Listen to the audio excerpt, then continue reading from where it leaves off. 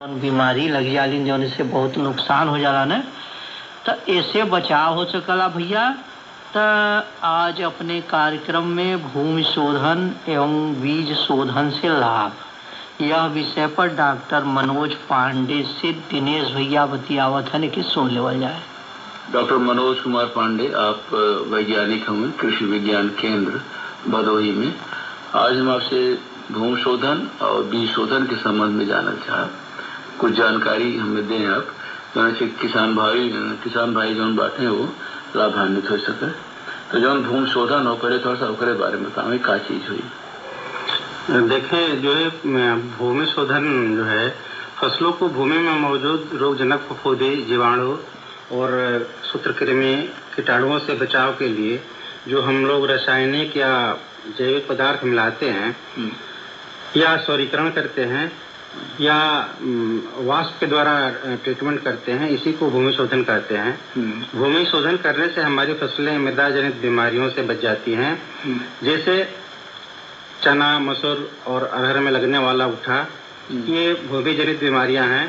जड़ गलन, तना गलन, आर्द्र पतन, ये सभी मृदा जनित बीमारियां हैं और भूमि शोधन करने से इनका प्रकोप काफी कम हो जाता है। जी जी। तो भूमि शोधन तरीका भी लोग तो कई तरह के प्रकार भी हुई हैं। जी जी। भूमि शोधन के एक तो रासायनिक तरीका है और दूसरा जो है जैविक तरीका है। रासायनिक तरीके में जो है हम विभिन्न तरह के केमिकल जैसे फ्यूमिगेंट्स का प्रयोग करते हैं, जिससे कि उसमें लगने वाले जो है फफूंदी या कीड़े मकोड़े जो है खत्म हो जाते हैं।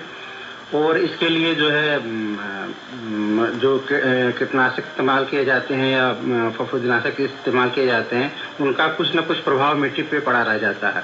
इसलिए जो है भूमि शोधन के लिए हम जो है जैविक जो फफूंदीनाशक है इसका इस्तेमाल करते हैं, जैसे ट्राइकोडर्मा हुआ। तो ट्राइकोडर्मा एक जैविक फफूंदीनाशक है, इसका कोई हमारे भूमि पे नुकसानदायक प्रभाव नहीं है। और भूमि शोधन के लिए जैसे अगर हमें 1 एकड़ भूमि का शोधन करना है तो हम 1 किलोग्राम जो है ट्राइकोडर्मा पाउडर को लेते हैं। इसको जो है 20 से 25 किलोग्राम सड़ी हुई गोबर की खाद में मिला करके और उसको 1 हफ्ते तक जो है छायादार स्थान पर रखते हैं और भीगी हुई जूट की बोरियों से ढक देते हैं। इसके बाद ये पूरा जो है 20 से 25 किलोग्राम गोबर की खाद जो है ट्राइकोडर्मा के बीजाणुओं से भर जाती है और इसको हम ले जाकर के 1 एकड़ खेत में प्रयोग कर देते हैं, जिससे कि पूरा जो है खेत में जो है ट्राइकोडर्मा फैल जाता है और भूमि से जनित जितनी बीमारियां हैं, चाहे वो जड़ गलन हो चाहे तना गलन हो, ये सारी की जो है ना नियंत्रित करता है। और साथ ही साथ जो है फसल अवशेष जो मौजूद रहते हैं मिट्टी में, उसको भी सड़ा गला करके और फास्फोरस को उपलब्ध कराता है। अच्छा, तो एक प्रयोग करें में कोनो सावधानी बरते पड़ते? इसमें सावधानी ये है कि ट्राइकोडर्मा हम जब भी प्रयोग करें उसमें उसके बीजाणु जिंदा हों और धूप में न रखें। और ट्राइकोडर्मा जो है प्रयोग करने के बाद खेत में नमी बने रहना चाहिए, जिससे कि वो पूरे खेत में फैल करके और जो भी रोगाणुजनक जो है बीजाणु है या फंगस है उनको कंट्रोल कर सके। जी। अच्छा, ये ज्यादा मात्रा प्रयोग करते हैं ट्राइकोडर्मा तो क्या इससे कुछ नुकसान भी हो या? इसका कोई नुकसान नहीं है। अगर आप जो है 1 किलो से लेकर के 2 किलो 2.5 किलोग्राम तक जो है 1 एकड़ में इस्तेमाल करते हैं ट्राइकोडर्मा, तो उससे कोई नुकसानदायक प्रभाव नहीं है। यह है कि आपकी लागत थोड़ी बढ़ जाती है। अगर कम बांटे तो क्या असर कम हो? हाँ, कम होगा तो जो है असर कम होगा और जो है इसको ट्राइकोडर्मा को पूरे क्षेत्र में फैलने में जो है थोड़ा समय लगेगा। जी जी। तो कि सब फल फूल साग सब्जी सब में प्रयोग कर सकते हैं? इसका प्रयोग जो है हम चाहे दलहनी फसल हो, तिलहनी फसल हो, अनाज वाली फसलें हो, चावल हो, गेहूं हो और सब्जियों में भी इसको जो है खेतों में जो है भूमि शोधन के लिए प्रयोग कर सकते हैं। अच्छा। और इसकी मात्रा वही है कि जो है 1 किलोग्राम प्रति एकड़ की 20 से 25 किलोग्राम जो है गोबर की खाद में प्रयोग करना है। और ट्राइकोडर्मा की हम जो है निर्माण तिथि का जो है अवलोकन जरूर कर लें। और ये अगर आप बाजार से खरीदते हैं तो 6 महीने से ज्यादा पुराना जो है ट्राइकोडर्मा नहीं होना चाहिए। तो क्या मतलब भूमि शोधन अगर करे कहो तो ये जो जैविक तरीका हो एक लोग अपनाओ ज्यादा ठीक रहे। भूमि शोधन के लिए और भी कोनो प्रकार दूसरा भी तरीका हो? इसके अलावा जो है रासायनिक है, जैसे फिप्रोनिल करके एक इंसेक्टिसाइड है, जिसको हम अगर प्रयोग करते हैं तो उसमें मौजूद मिट्टी में मौजूद जितने भी कीट हैं उसके अंडे बच्चे नष्ट हो जाते हैं। साथ ही साथ और एक विधि है भूमि का सौरीकरण। भूमि के सौरीकरण के माध्यम से भी जो है हम जैसे नर्सरी सब्जियों की नर्सरी तैयार कर रहे हैं, फूलों की नर्सरी तैयार कर रहे हैं, फलों की नर्सरी कर रहे हैं, तो उसको हम सूर्य की धूप में जो है अगर मई जून के महीने में सफेद पॉलिथीन से ढक करके और 20 से 35 दिन तक रखते हैं तो मिट्टी का तापमान जो है बढ़ जाता है और उसमें मौजूद जितने भी खरपतवार के बीज हैं, कीड़ों के अंडे हैं, उनके जो है शिशु हैं और जीवाणु हैं और फंगस के जो है बीजाणु हैं, ये सब जो है नष्ट हो जाते हैं। तो ये भूमि का सौरीकरण भी जो है एक तरीका है जिससे कि हम भूमि का शोधन कर सकते हैं। मई जून के महीने में तो जुताई करके ढके पड़ेगी वैसे नहीं, पहले जो है आप जो है जुताई करने के बाद उसमें पानी लगा दें, फिर उसके बाद जो है क्यारियां बना करके और सफेद पॉलीथीन इसकी जो है इसे ढक दें और पॉलीथीन के किनारे को जो है मिट्टी से दबा दें। अच्छा। जिससे कि उसकी जो है उसमें बढ़ने वाला वाष्प और जो है गर्मी वो जो है मिट्टी को जो है शोधित करे। अच्छा, तो मई जून में करे भी चाहिए तो ऐसे साल भर उनका जो उनमें कोनो परेशानी मिट्टी में अगर होत बाटे तो न हो पाए। तो एक तो ये आप बता दें भूमि शोधन के बारे में, अब थोड़ा सा बीज शोधन के बारे में बताना।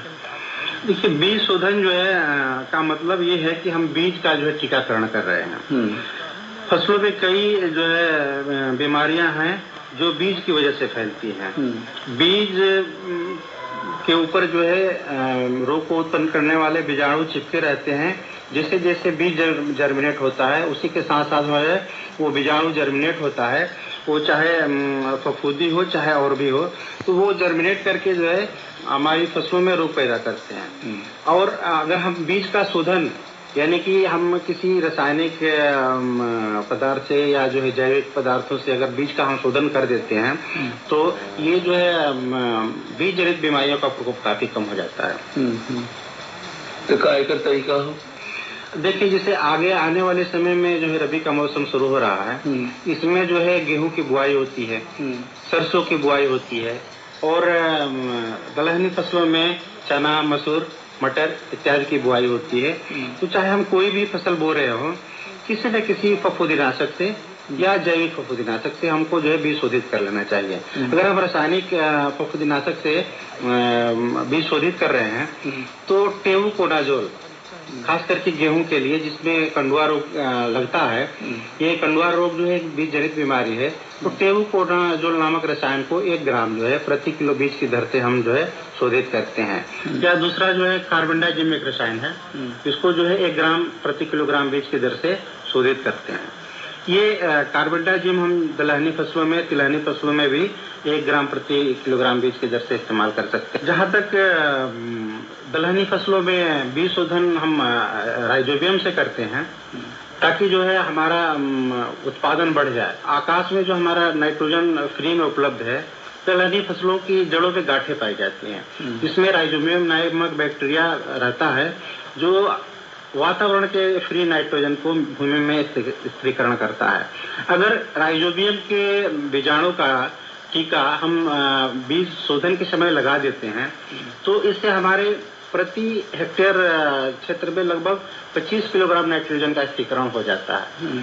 अगर हमको राइजोबियम का टीका लगाना है दलहनी फसलों में तो ये अलग अलग फसलों के लिए अलग अलग इसकी जो है प्रजातियां आती हैं और हम 10 किलोग्राम बीज के लिए 200 ग्राम जो है राइजोबियम का जो है पाउडर लेते हैं, उसको 50 ग्राम गुड़ के साथ मिला करके लेई बना लेते हैं और फिर 10 किलो बीज पे इस लेई को पूरी तरह से जो है मिला देते हैं, चिपका देते हैं और दलहनी फसलों को छायादार स्थान पे सुखा करके फिर इसको हम बुआई के लिए प्रयोग कर लेते हैं। तो बीज शोधन भी करब उतना जरूरी बात है जितना भूमि शोधन। तो अगर भूमि शोधन करता है किसान भाई, बीज शोधन करता है तो ऐसे फसल को काफी हद तक शुरुआत में ही सुरक्षित हो जाए। जी, इस अगर भूमि शोधन और बीज शोधन कर देंगे तो जो है भूमि से जनित बीमारियां हैं जैसे उपठा है, झुलसा है और पत्तियों का धब्बा रोग है, या भूमि शोधन में जमीन के कीड़े हैं जैसे दीमक है, तो अगर हम भूमि का शोधन पहले से कर लेते हैं, या बीज का शोधन जो है गेहूं की बुआई हमें करना है, अगर बीज का शोधन हम क्लोरोपाइरिफास से 5 ml प्रति केजी बीज के दर से हम कर लेते हैं, तो जो है हमारी शुरुआत में गेहूं की फसल जो है दीमक से बच जाती है।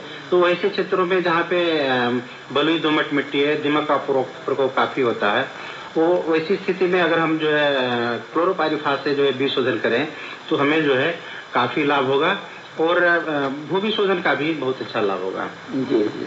अच्छा, क्लोरोपाइरिफास कितना मात्रा कौन तरह से करे पड़े? क्लोरोपाइरिफास जो है 5 मिलीलीटर प्रति किलोग्राम बीज की दर से लेते हैं। इसके लिए हम क्या करते हैं कि किसी फर्श पे जो है गेहूं को जो है फैला देते हैं, और निर्धारित मात्रा के हिसाब से जितना हमारा गेहूं होता है, इस क्लोरोपाइरिफास की मात्रा को लेकर के और बीज पे हल्का स्प्रे कर देते हैं। स्प्रे करके छायादार जगह पे सुखा लेते हैं और फिर उसकी बिजाई कर देते हैं। अच्छा, तो मान ले कि एक दो साथ में 2-3 और केमिकल लोगों मिला के करते बीज शोधन कभी तो कौन तरह से करते? देखिए, अगर आप जो कीड़ों से भी बचने के लिए और बीमारियों से बचने के लिए भी और साथ ही साथ आप जो है जैविक भी कोई टीका लगाना चाहते हैं, तो एक फार्मूला है जो कि काफी प्रचलित है और FIR बोलते हैं। FIR में अगर हमें जैसे फफूंदीनाशक भी लगाना है, इंसेक्टिसाइड भी लगाना है और जो है राइजोबियम भी लगाना है, तो सबसे पहले हम मतलब कि फंगिसाइड को जो है से बीज शोधन करेंगे। उसके बाद जो है हम इंसेक्टिसाइड का प्रयोग करेंगे। उसके बाद अगर हमको दलहनी फसल है तो राइजोबियम का लगाना है तो फिर राइजोबियम का जो है टीका लगाएंगे, या अगर हमें ट्राइकोडर्मा से जो है बीज का शोधन करना है तो फिर जो है ट्राइकोडर्मा से जो है बीज शोधन करेंगे। तो तुरंत कैसे करते हैं या कुछ समय बाद? नहीं, इसको हर उपचार के बाद जैसे हमने फफूंदीनाशक से किया तो फिर उसके बाद जो बीज को छायादार जगह पे सुखाते हैं, फिर कुछ देर बाद जो है कीटनाशक से करते हैं, फिर छायादार जगह पे सुखाएंगे। उसके बाद अगर कोई जैविक चाहे राइजोबियम या किसी और चीज का अगर बीज शोधन करना है तो उसके बाद करेंगे। जी। तो अगर वैज्ञानिक ढंग से खेती करता है किसान भाई तो ये सब काम जरूर करे के चाहिए। आप बड़ी महत्वपूर्ण जानकारी देने के लिए बहुत बहुत धन्यवाद। सुन लेना भैया, बीज शोधन और भूमि शोधन से का लाभ है, डॉक्टर मनोज पांडे से दिनेश भैया बतियावत रहन है। और यह ढंग से अगर जे भी भैया खेती करी तो निश्चित हो कि लाभ हुई। और हम तो कही न कि भाई देखा छठ पूजा चल रहा हो।